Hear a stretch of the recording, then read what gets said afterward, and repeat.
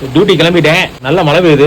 சரி rain coat போட்டு கிளம்புமா? நம்ம ஊர்ல ரெயின் கோட் ரொம்ப ரேட்டு கூட வரும், பட் இந்த ஊர்ல வெறும் 100 ரூபா தான். அதே என் ஒய்ஃப் கடையில போய் 10 ரூபா கம்மி பண்ணி 90 ரூபாய்க்கு வாங்கிட்டு வந்தா. 90 ரூபா தான். இதை விட்டு அர்மானி கிர்மானி வாங்கிட்டு வாங்க போவோம். இன்னும் சாப்பிடல, பசிக்குது.